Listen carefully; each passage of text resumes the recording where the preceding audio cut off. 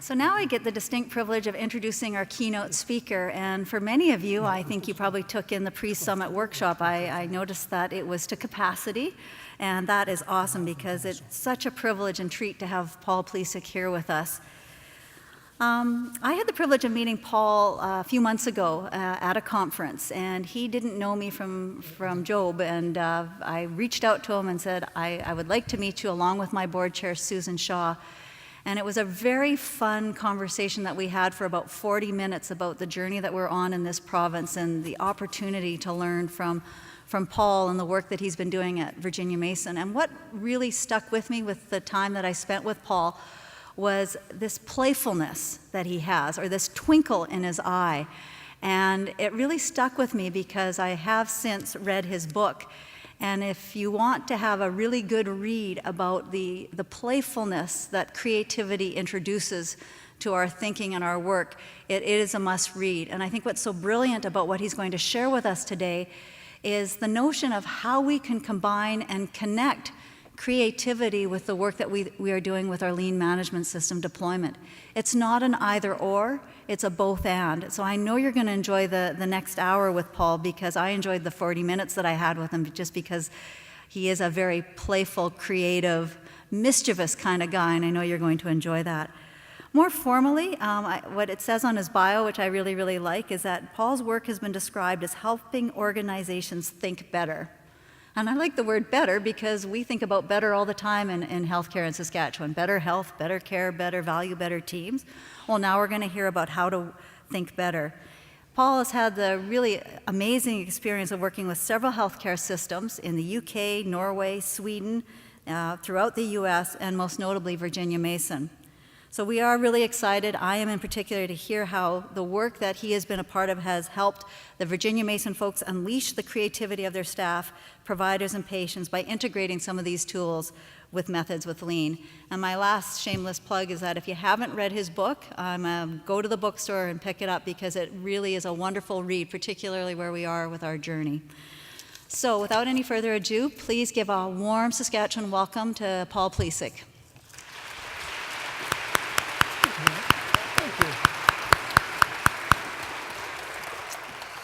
Thank you, Bonnie. That was a very warm introduction. It's always, when someone does a good job of introducing me like that, I always wish my mom was in the audience to hear what a nice person, what a nice son I turned out to be.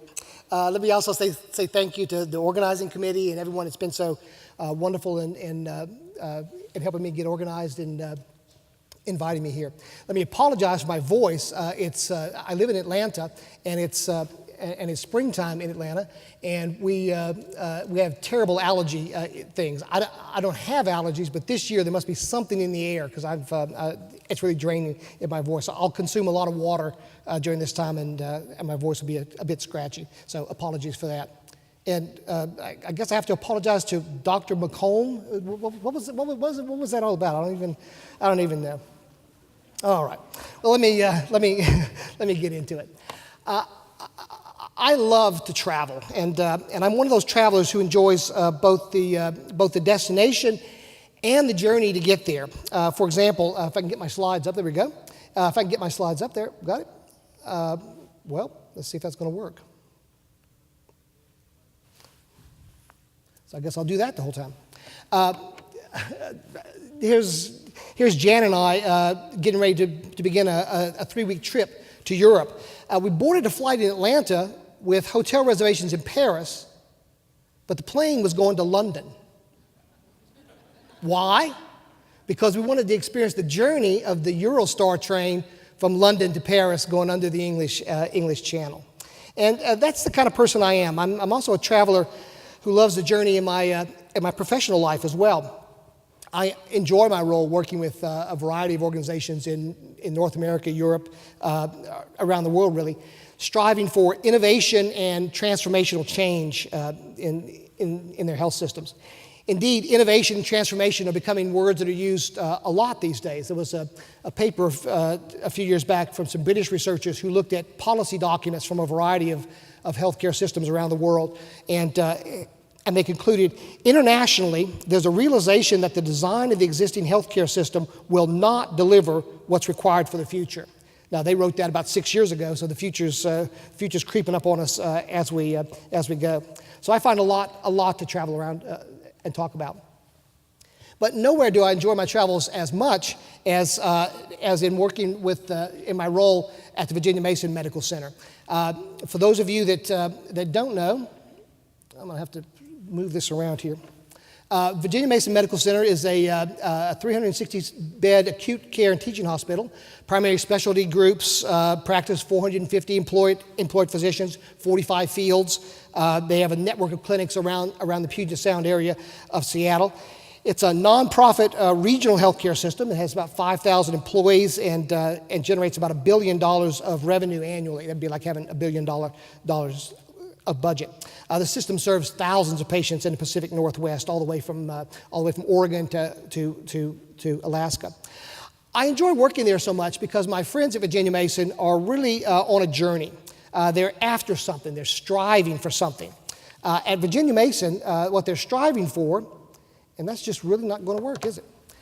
What they're striving for is the perfect patient experience.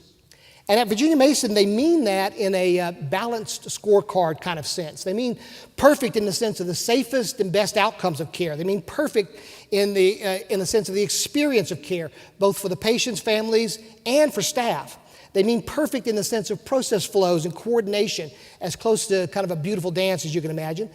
And they mean perfect in the sense of cost and resources consumed, no waste. The perfect patient experience.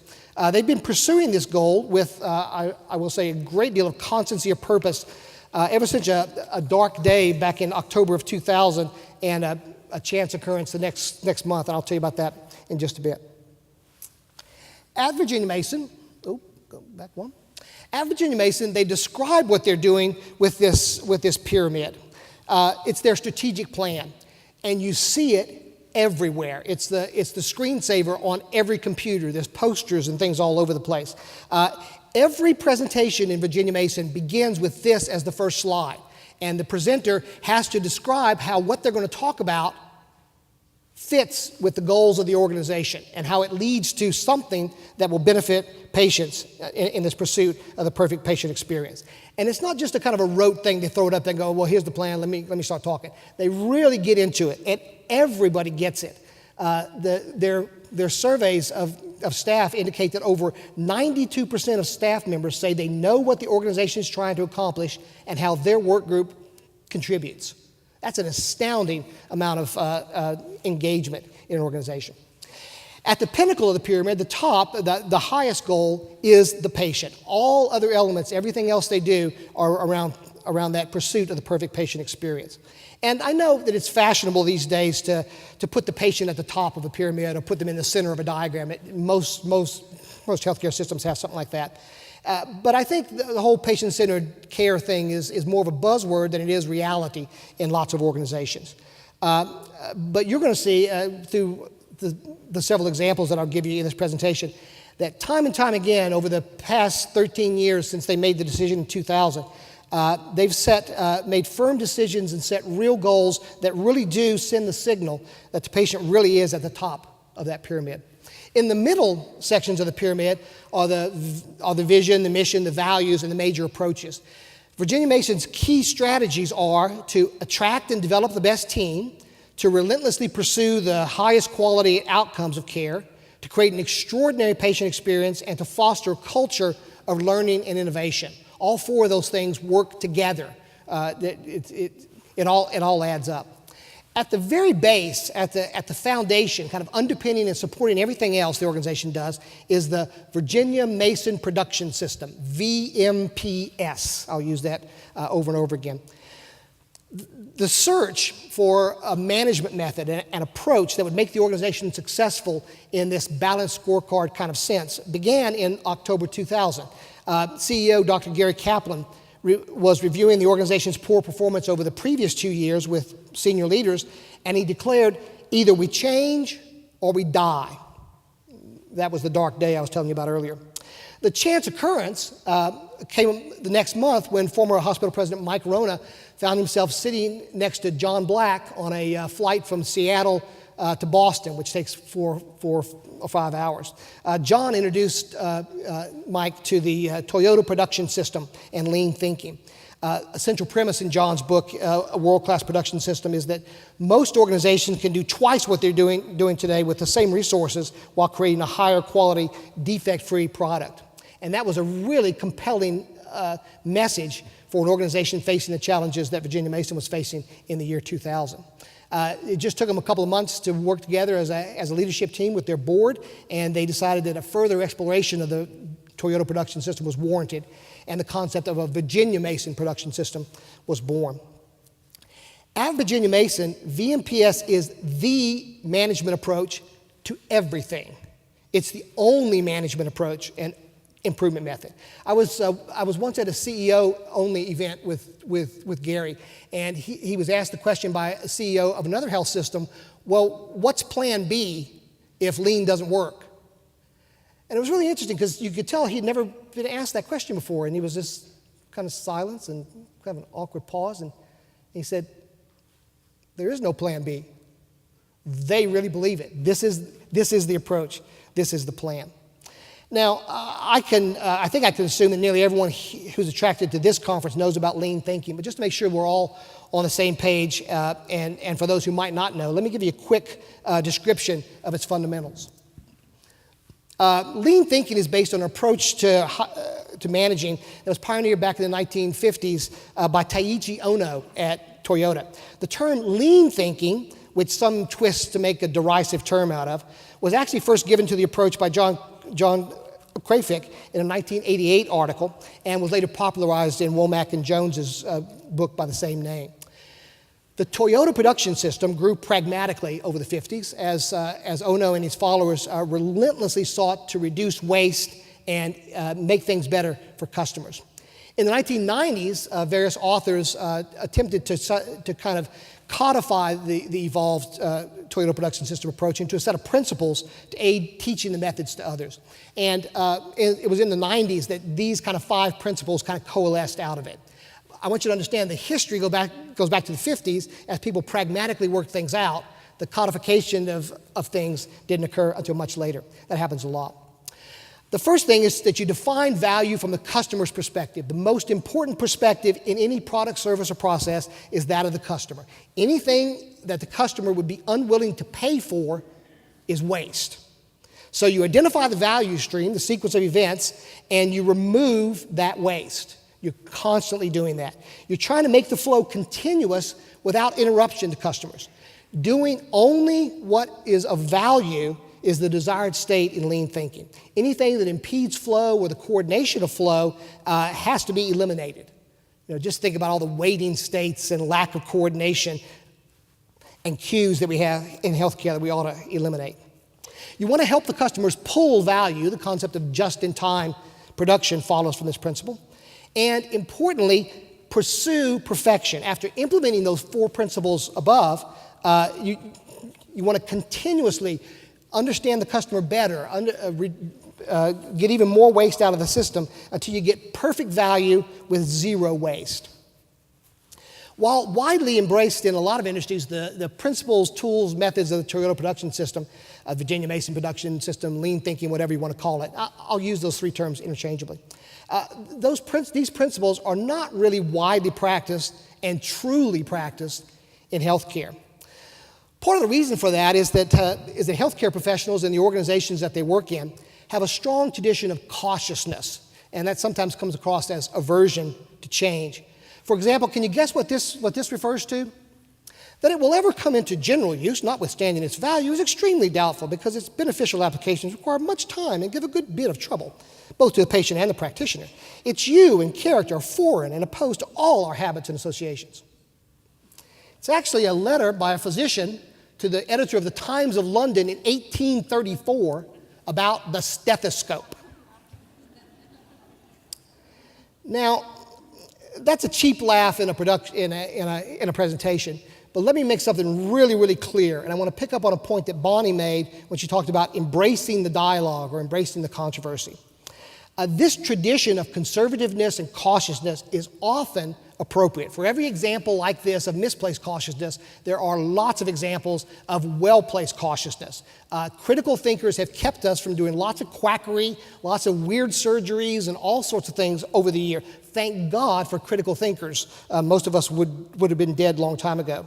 We need cautious, conservative people in healthcare to protect us from some ideas that maybe are too good to be true. But the issue in cautiousness comes down to this. What's the caution based on? Are the objections and concerns real or only imagined? There's a wonderful quote. It was first articulated by American humorist Josh Billings, but it's been reused and modified over the years by Mark Twain, Ronald Reagan, and a lot of others.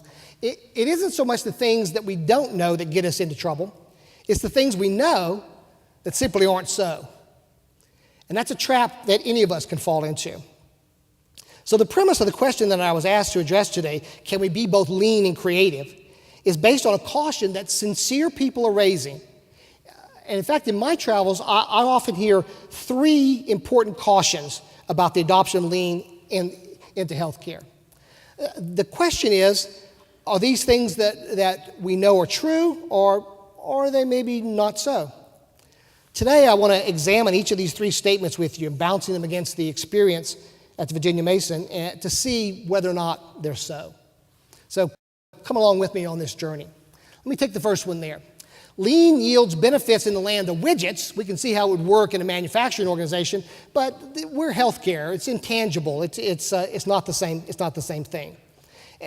And since we're making an investment in this, we need results. Maybe lean's not the right thing for us in healthcare. The Virginia Mason experience and that of lots of other healthcare organizations who are truly and rigorously using the Toyota's production system principles suggests that this simply isn't so. Of course, Virginia Mason and lots of other organizations have made great savings in lean projects that are around things like reduction of cost in the supply chain, the kind of things that a manufacturing organization would do, or in applications that are a lot like a manufacturing application, like the turnover of operating rooms. Of course, they've done some things like that. But at Virginia Mason, the results go far beyond that. I could fill the whole hour just rattling off Virginia Mason results, but I'll just give you a quick sample of how lean thinking is delivering results at Virginia Mason across the whole of a balanced scorecard. So for example, outcomes. In terms of clinical outcomes and service delivery, Virginia Mason clinics achieved top performance in several of our Medicare quality indicators for preventative care, things like colorectal cancer screening or influenza immunization. In the hospital, pressure ulcers have dropped from 5% to 1.7% over a 5-year period, and they're still going down. At a clinical service level, a series of projects from 2009 to 2012 dropped the length of stay for orthopedic patients by half a day, with good clinical outcomes and faster return to function in life for those patients. Within the emergency department, a series of VMPS workshops reduced the time for patients discharged to home by 43%. You don't sit in the ED for a long time at the Virginia Mason. You get the care that you came for.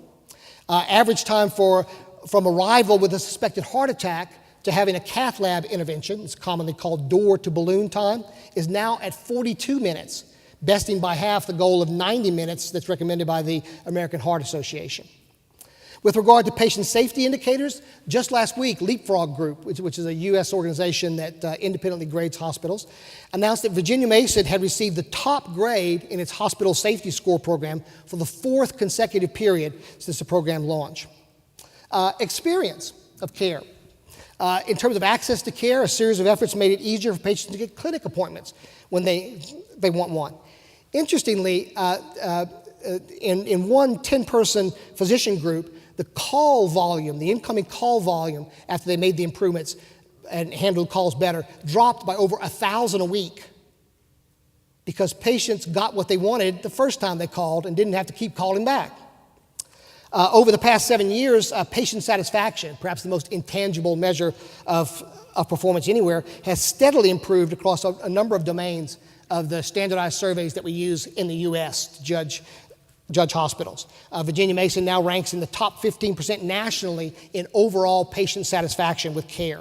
My guess is that the citizens of Saskatchewan might be quite pleased if you could pull off something like that. Staff also benefit directly from this improvement work. Their experience of work is improved as processes are improved.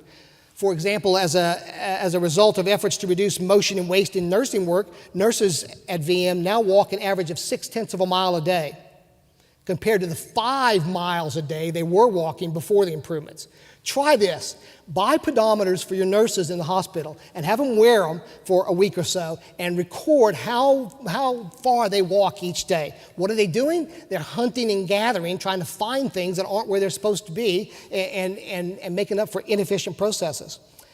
Importantly, these improvements now make it possible for nurses to spend almost 90% of their time in direct patient care compared to 40% before because they were off looking for stuff.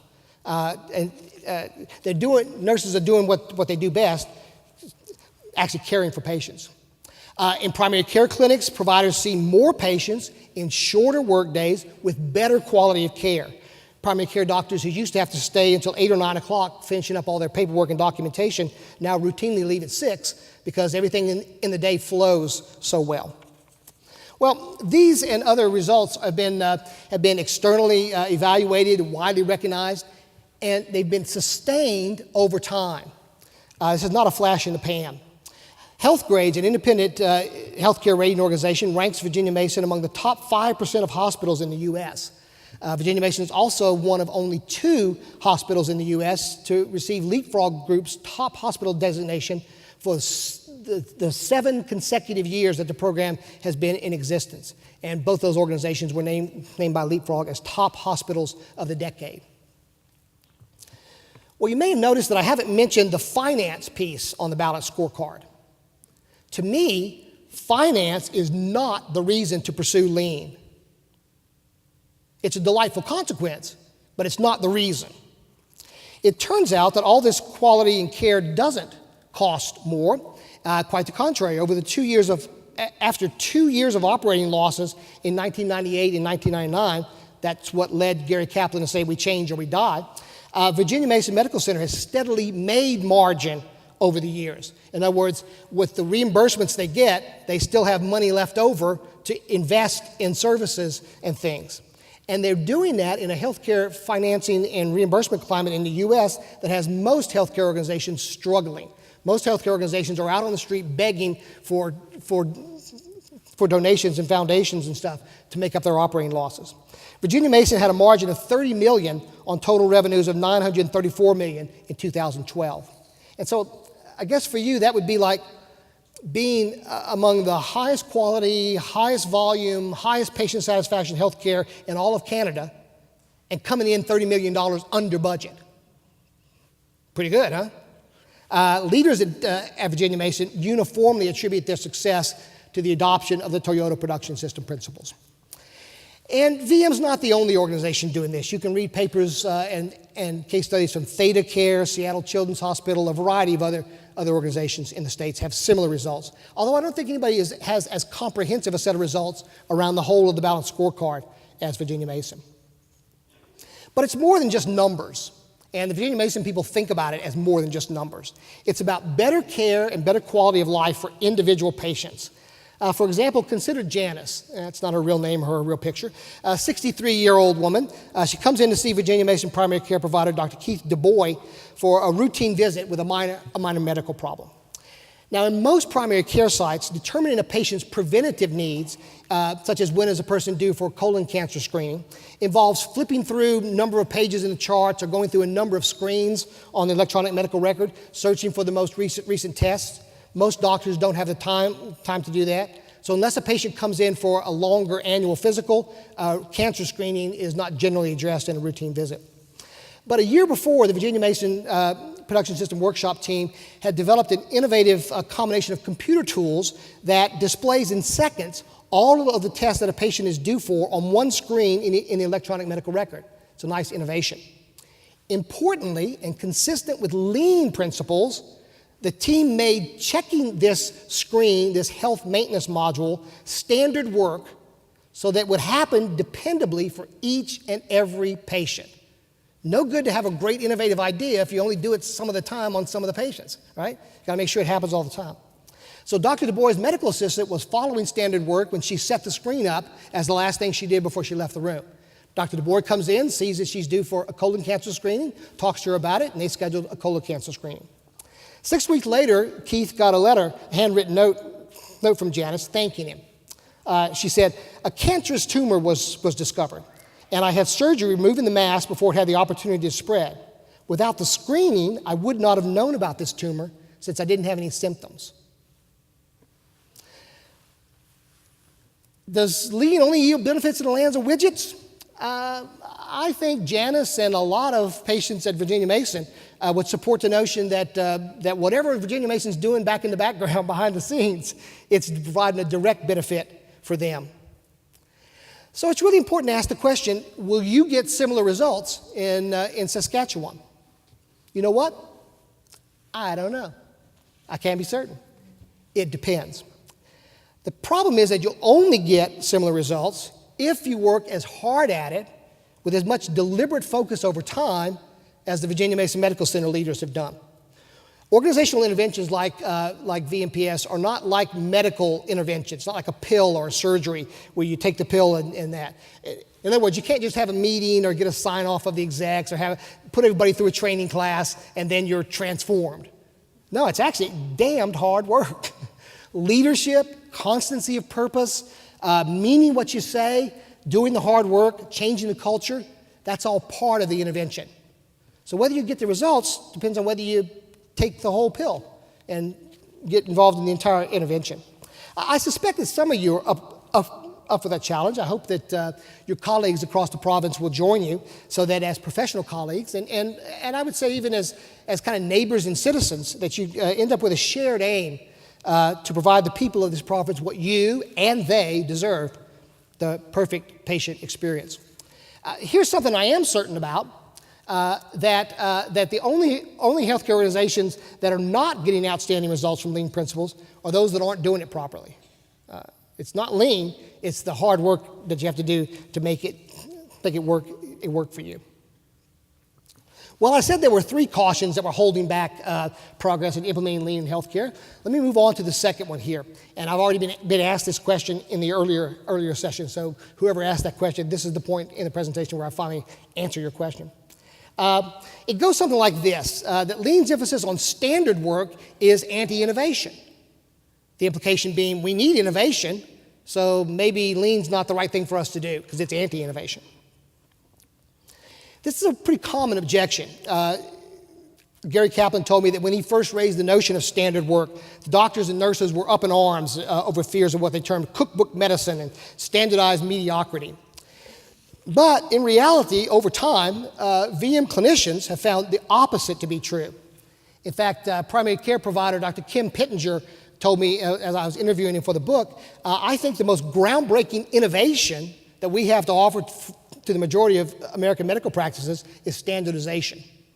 This is actually borne out in the research work that Atul Gawande has done, in which he concluded that standardization often leads to vastly better outcomes. So the question is, can you be both lean and creative? To be fair, it's indeed true that lean emphasizes standardization and elimination of variation, while creativity is all about doing something other than what you're currently doing and purposely introducing variation. So on the surface, it seems that the two won't mix. It's a logical objection. I can see the point. However, rather than thinking of them as polar opposites that can never meet, it's better to think of them as complementary points in an upward spiral of improvement. I'll come back to that metaphor in just a moment. In my role as the chair of innovation, I've taught Virginia Mason leaders, providers, associates, what I call directed creativity. Research indicates that we all have the ability to think creatively. We can even be creative on demand if you understand a few simple concepts. First and foremost, it's important to understand natural thinking as mental valleys. The mind naturally processes language by activating patterns of neurons that unfold a word into a rich set of concepts and images based on our past learning. So if I say we need to design a new primary care clinic, you immediately know what I'm talking about. It's a physical place, it's got a waiting room, a registration desk, there's patients waiting to be called back, doctors and nurses. You know what I'm talking about. Edward de Bono metaphorically suggests that just like a heavy rain triggers a stream at the bottom of the valley, words trigger streams of thought in our minds. Creativity is about connecting and rearranging knowledge to generate new, surprising ideas that others judge to be useful. So if I say, hey, let's install a drive-through window in our new primary care clinic, you might laugh, you might smile, you might be kind of surprised. Your mind has a valley for a drive-through window, but it's connected with fast food restaurants, not primary care offices. The creative act is to join the two. And when you think about it, a drive-through window might be helpful. In fact, here's a picture of the drive-through flu shot clinic at the Virginia Mason Medical Center. People on their way or to or from work drive up, they fill out some paperwork, stick their arm out, get jabbed, and go off. Van loads of senior citizens come. There's 8 or 10 arms hanging out the windows. You know, it's all right. It works just fine, quick and easy. Suggesting that we borrow the concept of a drive-through window for our new primary clinic is an unusual connection of existing concepts. And that's what creativity almost always is. The process of rising out of your mental valleys and coming up with new associations, it involves 3 deliberate mental acts: attention, escape, and movement. We pay attention to the mental valleys that we're kind of stuck in, but we escape those valleys for just a bit and ask, what if? Well, what if we had a drive-through window? How might that work? We then have to overcome the self-censoring that wants to pull us back to the way we've always thought, and instead move on to generate lots of ideas. That's what brainstorming does. These 3 principles, in some sequence and some relative emphasis, are behind every activity of creative thinking.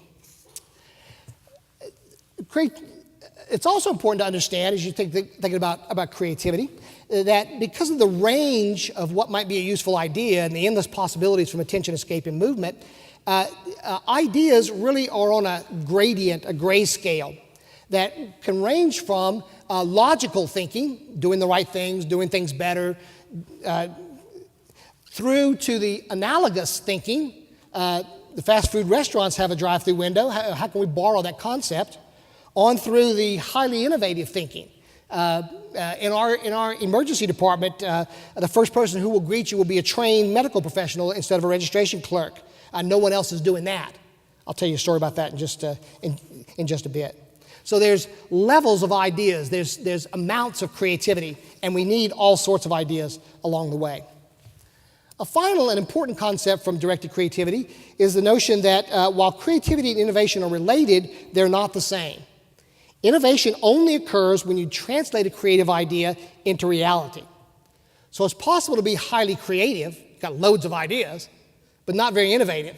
You haven't actually done anything with any of them. Maybe because you lack resources or the will or the motivation or support or whatever else it is. But unless you implement the ideas, they're not of much value to you. Well, we know that all improvement requires change, but when we also think about the 7 levels of change being shades of gray involving different amounts of mental stretching, the potential link between lean thinking and creative thinking, I think, becomes obvious. Standardization and elimination of variation provides a stable substrate on which to generate and experiment on. Standardization makes it clear what the current mental valleys are. This is how we think about it and how we do it now. We do it this way.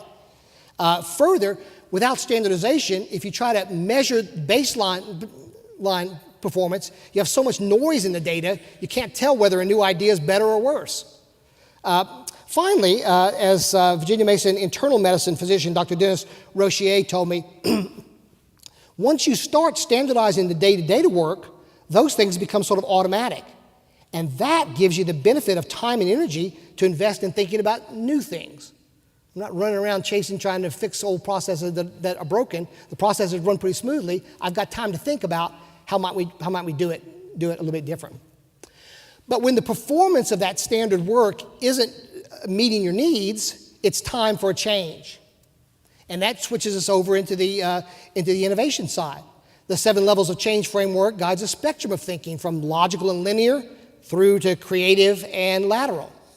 Lean provides ways that provoke us to think differently. It talks about waste, eliminating waste and waiting states.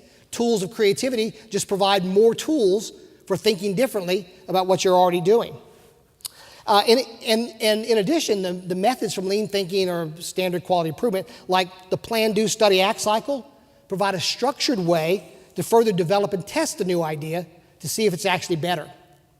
Well, if I have an innovative idea and I test it on a small scale and I can tell whether it's better than my old standard work, what should I do?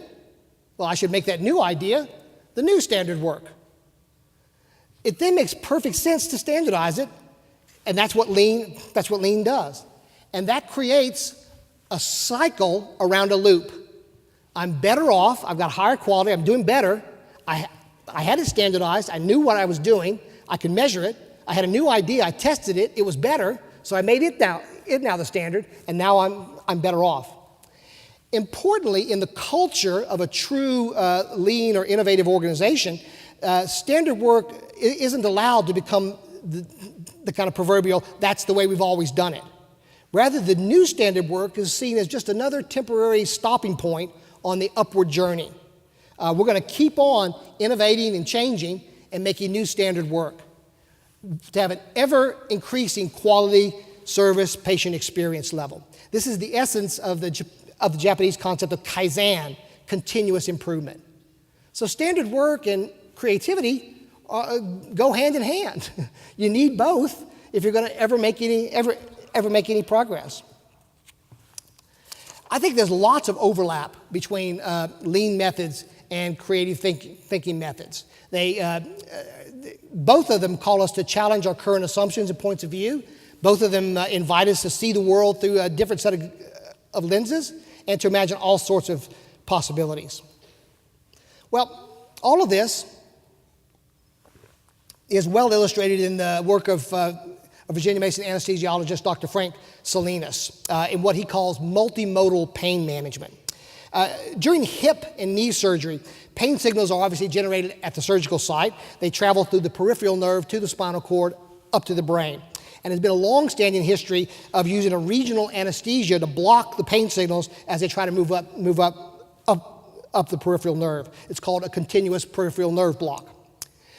You have to take care, though, to use only the minimum effective amount of anesthesia to avoid leg weakness that could generate a fall after the surgery.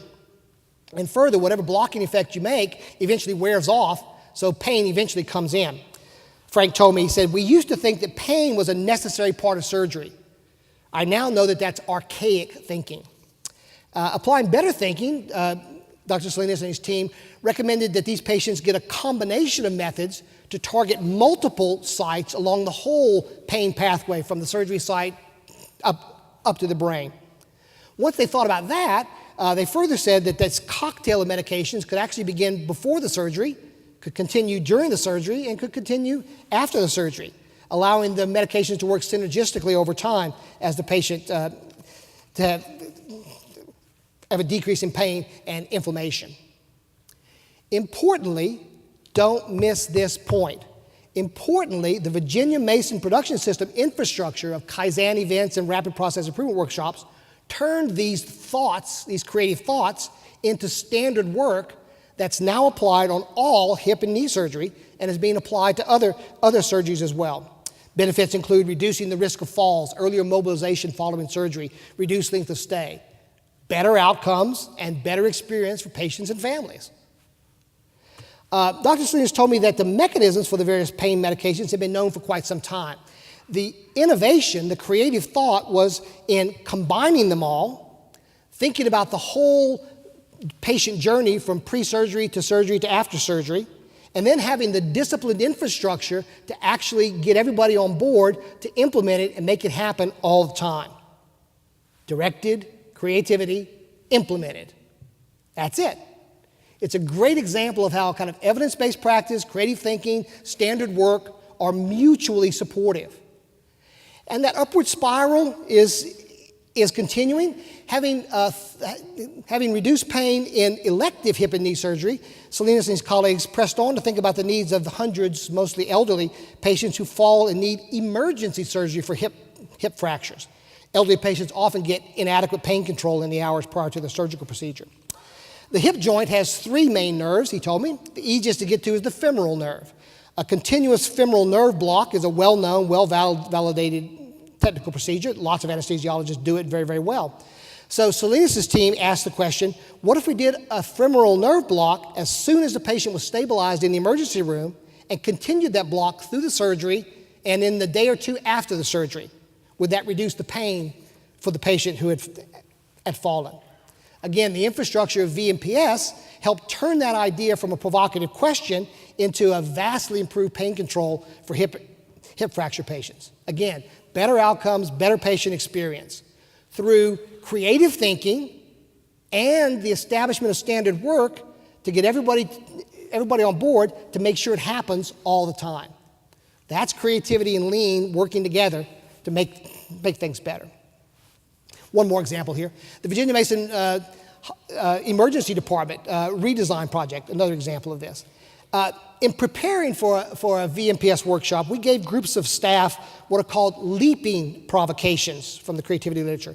And we were trying to stretch their thinking to see what new ideas they would come up with. In one of these, we gave the group a scenario in which they had been hired as the director of patient flow for a brand new hospital. They got a huge salary, but the contract also had a huge penalty if they quit. So when they arrive for work the first day, they find out that the hospital, the architects forgot to design space for the ED. And the only space that's not spoken for is about the size of a small conference room. And they're the director of patient flow. They have to figure out, what are we going to do with patients who turn up at the hospital and want to have care? How are we going to handle that inevitable flow of unplanned care? Well, faced with that extreme scenario, they actually designed a flow that brought an entire team of providers and the essential diagnostic equipment they needed into that small space with the goal of processing the patient through and moving them on to some other area of the hospital within a few minutes.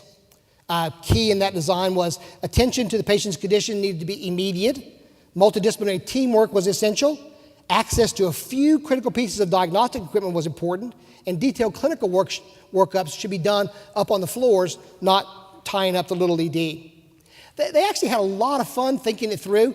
Healthcare people love a crisis. It's amazing, especially ED people. Oh, they love a crisis, right? Just have a bus wreck on the highway or your ED is flooded with trauma victims and see how smoothly it all operates. And so if you don't have a good real crisis, make one up. Give people a scenario and see what they'll do. You'll be amazed at the creative thinking it generates. Well, anyway, to cut a long story short, over a series of VMPS events that worked out the details, many of these concepts are actually in the new emergency department at Virginia Mason. The first thing you notice when you enter the ED is that the waiting area is a small, comfortable-looking, not very crowded area, very much unlike most hospital EDs. The patients are greeted by a clinician, not a registration clerk, and they're immediately assessed within minutes of arrival into one of 3 streams.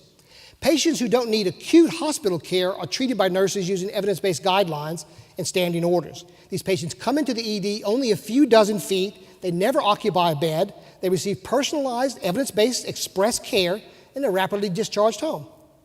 A second flow identifies patients who are not dangerously ill, but can neither be immediately discharged because they are sick, nor can they be admitted because the hospital unit isn't quite ready for them yet. In most hospitals, these patients stay in the ED and they cause longer waiting times for people who need to get access in. At Virginia Mason, they go to an adjacent area called the Patient Accelerated Care Environment, the PACE unit. There, they're stabilized while processes are immediately put in place to have someone from the floor come down to get the patient as soon as they're ready. But they're out of the ED, not taking up that space. The third flow is for those patients who truly need the care of ED specialists, those with complex or puzzling needs. They come into the main ED space and occupy one of only 17 beds in that area. This triaging of patients actually results in better focus and attention by the ED specialists, in other words, better care. the ED doctors can concentrate their specialized skill on those few patients who really need their level of skill because the other patients are being handled in other ways. In the end, all three groups of patients get rapid access to just the right level of care in a more personally attentive environment. I told you before that time spent in the ED by patients who are eventually discharged to home was reduced by 43%. And things like door to balloon time has been cut in half. The patient satisfaction ratings for the Virginia Mason Emergency Department are an impressive 90% plus, and they've stabilized that over quite a time. They got there through creative assumption busting, creative leaping in an exaggerated scenario, and the discipline of the Virginia Mason production system to test the various flows, work out the details, and actually implement them. I could go on with dozens of other examples about the integration of creative thinking and lean methods in VM, both in its hospital operations and its clinic operations. But the point is that while some raise the concern that lean and standard work are anti-innovation, I think the experience of the Virginia Mason Medical Center is that it simply isn't so. In a sophisticated environment, like at VM, leaders and staff have no difficulty understanding that they're sometimes in the zone of standardization and sometimes in the zone of innovation. And that challenging the current standard is part of improvement work that you need to do. There's a complexity about it, but there's not a dichotomy about it. One follows the other naturally. Well, the third and final concern that I wanted to explore with you is one that cautions that lean thinking ignores the human dimension of care, which of course is essential in healthcare. To begin this, I need to go back about 20 minutes or so ago in my presentation to this slide. The focus of true lean thinking is all about the customer, the beneficiary, the patient, the service user, whatever you want to call them. Anything that does not serve or benefit the patient and his or her family's, carers, loved ones is, by definition in lean thinking, waste, and you ought to stop doing it. It's all about the patient. And for all the rhetoric, as I said, in most healthcare organizations, most of them are actually internally driven, physician-centric.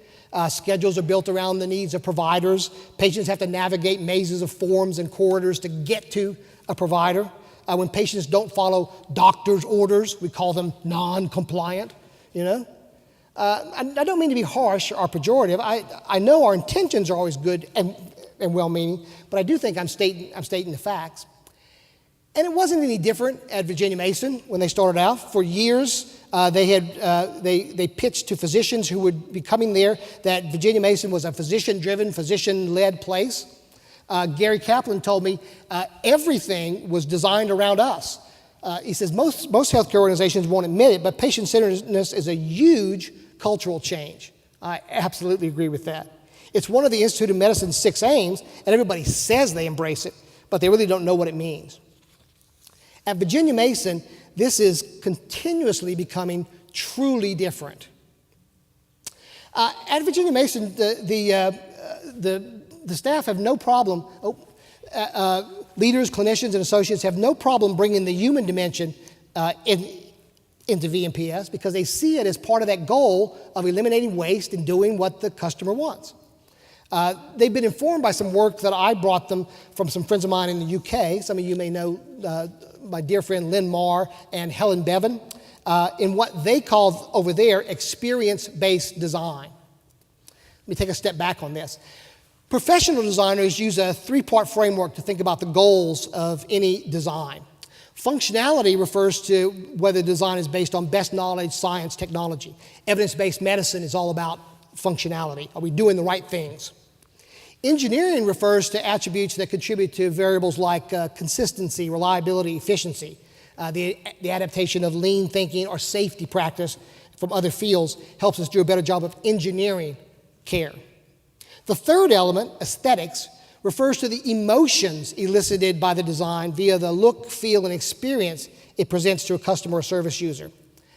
A designer's understanding of this term goes beyond the architectural features of a space and to include the totality of the human interaction. For example, a hospital with a beautiful lobby but rude and inattentive staff would not meet the definition, a designer's definition of the aesthetics of the experience.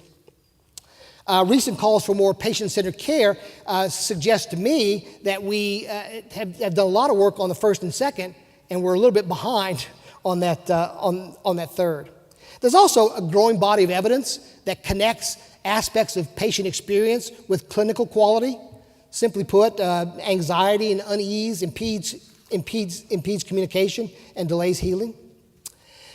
Of particular interest in the application of what the British call experience-based design within a lean framework is understanding if there are clusters of negative or positive feelings. These are indicated by the use of so-called emotion words as patients and families talk about the care process. That is, there's points along the way in the flow of a process where people tend to experience perhaps anxiety or confusion or even comfort or well-being. Each of those points can be, each of those positive and negative clusters of emotion can be called a touch point. The thing you want to ask at every touch point is, what can we do to raise the odds that the emotional reaction will be a positive one rather than a negative one? This idea of touch points shaping the human experience of care and how insights of those could be built into standard work actually came quite intuitively to an early RPIW looking at flows in a clinic. This was 2008, I think it was. A medical assistant told the team of an instance where she broke the flow of the process to chat with a lady in a wheelchair who was sitting alone in the waiting room. And this started a conversation about were there other points along the way in which we make patients feel abandoned or ignored or neglected as part of the process. For example, greeting the patient in the waiting room. What about the interaction we have while we're taking vital signs? What does it really feel like when we leave the patient in the exam room, when we close the door, and nobody comes back for 10 or 15 minutes? What's going on? What's going on in there? And even the moment that the provider enters, the look on his or her face and everything else. At each touch point, they identified statements, questions, behaviors that were more likely to create a positive experience for patients, making patients feel better cared for. It naturally occurred to them that those empathetic behaviors could then be incorporated into standard work. Importantly, don't miss this point, to not put that in the standard work would be the failure to deliver value for patients, because patients value having a good emotional experience. To not build that into the standard work is a failure. That's not lean. Do you see that? I really hope you do. The team placed symbols of hearts and smiley faces on the standard work in order to make those touch point things stand out from the more technical aspects of the flow. Another example of touch points in the work that's been done at Virginia Mason was around surgical patients and their families. Early on, Virginia Mason convened several focus groups, asking patients and families to relive the day of surgery experience and describe the associated emotions connected with those unfolding events. While the dialogue covered several not surprising thoughts, for example, patients love warm blankets when they wake up after surgery. They love the warm blankets. It also gave some insights to the people who work there that they were kind of less tuned into. For example, the first person that patients and families meet on arrival really does seem to set the emotional tone for the entire experience. That first person can go a long way toward creating a sense of calm and caring or an impression of chaos and lack of control.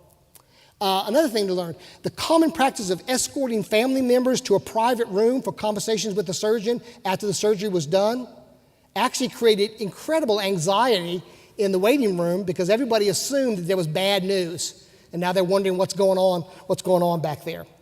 A third thing, waking up to familiar staff in the recovery room is reassuring. Waking up to new staff is really disorienting and confusing. You're not quite sure where you are. These are things that patients and families told them that they could then obviously say, we can do better than that. We can change the process and make it different because to not do that would be to create waste. A final example that I'll show about touch points has to do with the critical care unit, or CCU. The CCU cares for some of the sickest and most complex patients in the hospital. Efforts to increase throughput without jeopardizing patient safety and clinical outcomes had exposed a lot of issues around coordination of care and handoffs. raising the possibility of lots of errors and leading to a discouraging rate of transfers back to the CCU of patients that had just been discharged to a step-down unit a few hours earlier. You can imagine the emotional impact on patients and families to think, I was getting better, and now I'm so much worse, I have to go back to the CCU. VMPS specialist Shauna Whipple, who I interviewed, did a lot of the initial observations to inform the planning of the workshop. You know how when you do a workshop, you go out and you do stopwatches and you time things? Well, in addition to that, she actually just sat and watched. What are patients and families experiencing as they go through this care? She told me a story of an elderly gentleman who'd come back to see his sick wife in the CCU. She says, he goes into the room and it's empty. His face just dropped. So he went to the nursing station in a panic, wondering what had happened. His wife had actually been transferred to a less intensive unit because she was getting better, but it took a while for someone to find a nurse to explain that, and meanwhile, he is panicking. No one had incorporated him into that transfer process. Whoa, what's up with that? Needless to say, the workshop team did some really intense work about that. And I want to point out to you that the clinicians and the managers in the CCU are the same sorts of wonderful, caring professionals that one finds throughout healthcare. They were genuinely uncomfortable to learn these things about the processes of care. And they were even more uncomfortable to learn that they were actually contributing to them. They were a part of that. That wasn't what they went into healthcare for. And that's often what these experience-based design tools do. They bring into stark focus something that was always there, but the caring but busy healthcare professionals never noticed it, never saw it, didn't pick it up. And those observations stimulate that attention, escape, and movement that I was talking about that lead to creativity. Well, a series of observations and interviews identified a number of touch points along the way. Kind of knowing what to expect helps patients and families feel more relaxed about transfers. Staff need to be actively ensuring that the patient doesn't feel alone and ignored. Nurses in both the CCU and the receiving unit, as well as the patients and families, need to have confidence that the transfer is safe. Interestingly, families who had just learned the routine of how to access the nurses in the CCU found it very discouraging to have to adjust to different routines on a new unit. They just figured it out, and now you're putting them on a new unit, and they got to figure out where everything else is in the new place. Experience questionnaires, I'll show you an example in just a moment, before the workshop showed a defect rate across 5 key touch points of 24%. What that means is that at baseline, 0.25% of the time that patients and family members encountered a known touch point, they experienced either a negative or neutral emotion. The process of care wasn't as caring as it needed to be. Well, those insights were fed into planning for a Virginia Mason production workshop and led to lots of changes. 90 days after the workshop, measurements using the same experience questionnaire showed only a 14% defect rate, cutting the original 24 almost in half. And all these defects were neutral experiences at some touch point, as indicated by the word okay versus a negative experience. There were no negative experiences reported post-project.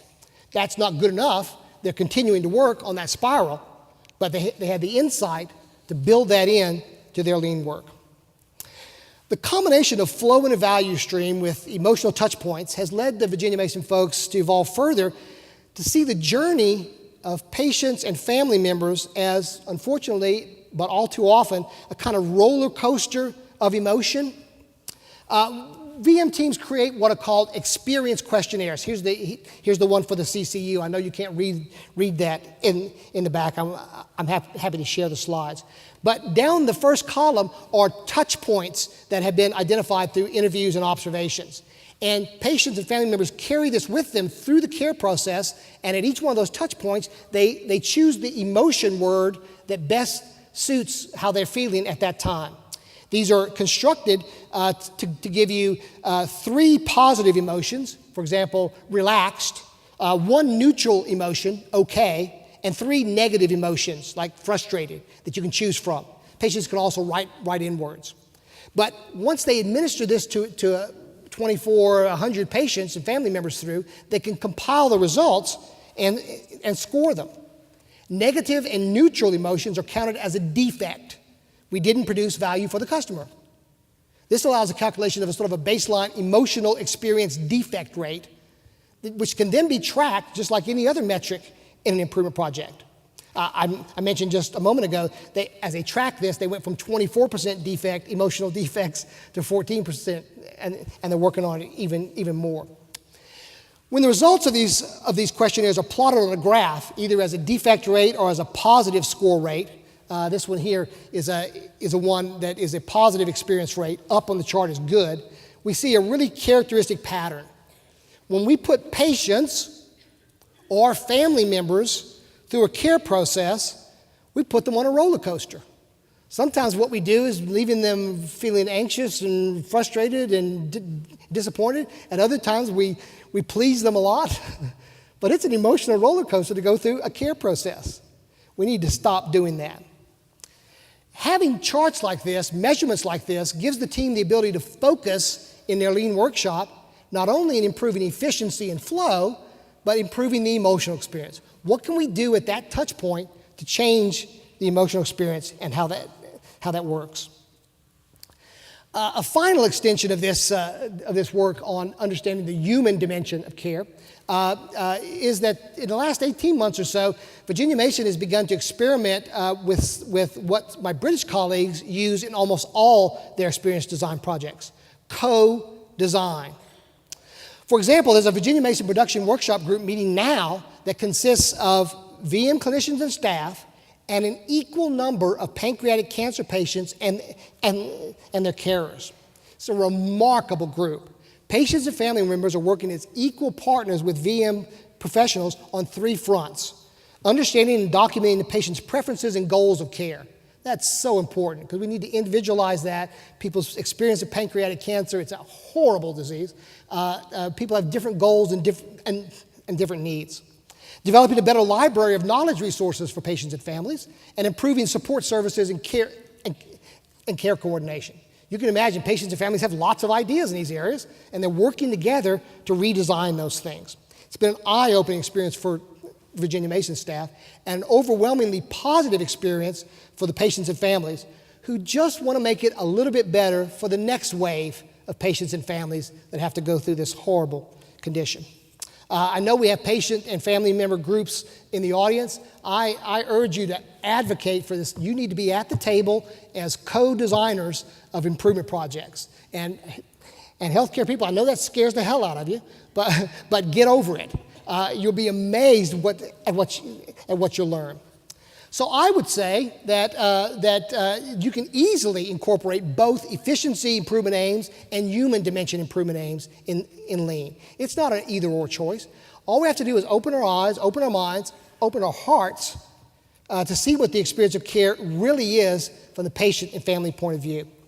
And in my experience with the people who are drawn to careers in healthcare, once they truly see the perspective of the patient and family's emotional experience of care, they can't help but want to make it better. And once they do, the discipline of Lean and standard work makes spreading the better way easier. So I think it works again in a complementary fashion, this continuous spiral of creativity, innovation, change, and standard work that I talked about earlier. Well, I wish I had time to tell you more about the Virginia Mason experience as they are on this journey of embracing creative thinking and lean thinking. I had to cut out dozens of anecdotes for the first draft of this presentation. It was about 3 hours when I first drafted it. There's a lot more stories in the book, more background information in there as well. But I hope I've at least addressed the question I was given. Can you be both lean and creative? The answer is yes. Well, yes if. Yes, if you can deal with the sincere concerns being raised by others. I tried to give you something on that. And if you have the constancy and purpose and discipline to work as hard at this as others have. As I said at the beginning, and I mean it sincerely, I'm not unsympathetic to people who raise cautions and concerns. Embrace the dialogue, as Bonnie says. If what many people believe to be true, if it were true, they would be right. In fact, I'd say they'd be obligated to raise the concerns because you're going to waste a lot of money and you're not going to make anything better for patients. if it were true. The problem is, it just ain't so. The Virginia Mason folks are continuing on this journey, and I love journeying with them. They're constantly embedding additional innovation methods into VMPS. They're constantly creating more capability for change in their culture. They're experimenting with experience-based design and those sorts of things. The Virginia Mason Medical Center folks are also passionate about spreading the word. They want to transform healthcare everywhere. They asked me to invite you to join them in the journey, and I hope you'll come along. Thank you very much. Ladies and gentlemen, Paul Plsek. Thank you very much. Paul, we really want to thank you for inspiring us with your story of Virginia Mason's journey to healthcare excellence, but also reminding us of the focus and discipline that we need in our own Saskatchewan homemade journey. I would like to give you a small gift, and I hope that when you're enjoying that, you'll remember us in Saskatchewan. Oh, great. Can I take this on the airplane? Will TSA let me through? I think you can. I don't know.